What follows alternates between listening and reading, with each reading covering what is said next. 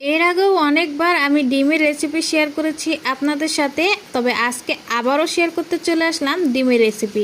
এই রান্নাটা আমার এত বেশি পছন্দ যে রান্না করলেই ইচ্ছে করে আপনাদের সাথেও শেয়ার করি। হ্যালো এভরিওয়ান, আসসালামু আলাইকুম। সবাইকে কেমন আছেন সবাই?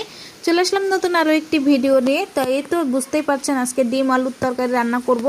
ডিম আলুর তরকারি কিন্তু আমার খুবই পছন্দ। এর আগেও কিন্তু অনেকবার বলেছি।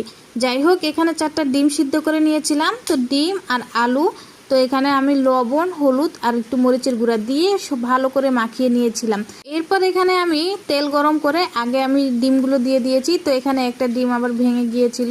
তো ডিমটাকে একটু আমি হালকা লাল লাল করে ভেজে নিব। তো ডিম ভাজা হয়ে গেলে পরে আমি আলুগুলো দিব। আলুগুলো কিন্তু আমি আগে থেকে সিদ্ধ করে নিইনি। আগে থেকে সিদ্ধ করে নিলে আরও বেশি ভালো হতো। তো আমি আগে থেকে সিদ্ধ করে নিইনি আলুগুলো। তো যাই হোক, আমার ডিমগুলো কিন্তু ভাজা হয়ে গেছে। এখন কিন্তু আমি এই যে ডিমগুলো তুলে নিব, তারপরে আলুগুলো দিয়ে দিয়েছি।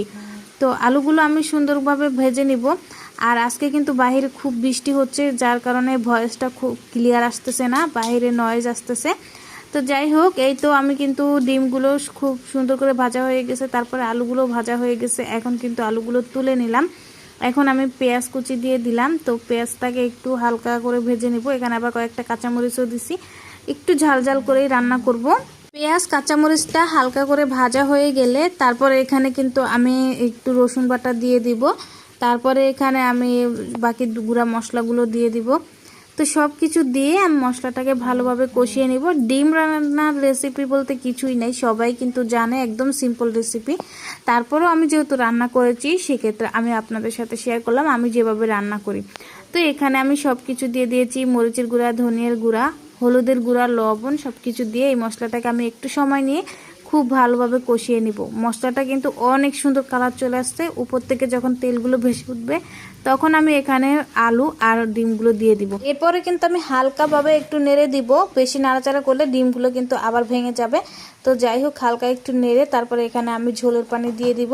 আজকে ভয়েসটা দিতে গিয়ে ভারী বিপদে পড়ে গিয়েছি। এক হতে তো বৃষ্টি পড়তেছে বাহিরে, আর হতে তো ছেলে একদম অনেক বেশি ডিস্টার্ব করতেছে, যার কারণে ভয়েসটা একদম ক্লিয়ার আসতেছে না। তো যাই হোক, সবাই একটু কষ্ট করে দেখে নেবেন, কিছু করার নেই। তো এই তো ঝোলের পানিটা দিয়ে তারপর আমি ঢাকনা দিয়ে দিলাম। তো একটু সময় নিয়ে আমি রান্না করে নিব। এই দিয়ে দেখেন, এদিকে কিন্তু ডিম রান্নাটা একদমই হয়ে গেছে। অল্প অল্প ঝোল রাখবো। আর এই তরকারিটা খেতে অসম্ভব মজা, আমার কাছে খুবই পছন্দ ডিমের তরকারি। আপনাদের কার কাছে কেমন লাগে অবশ্যই জানাবেন। তো এই তো তরকারিটা কিন্তু হয়ে গেছে, মাশাআল্লাহ অনেক সুন্দর কালার আসছে আর অনেক বেশি মজা হয়েছিল খেতে। তারপরে আমি আবার শাক ভাজি করে নিয়েছি। তো দুপুরের খাবারটা রেডি করে নিয়েছি, ডিমের তরকারি আর শাক।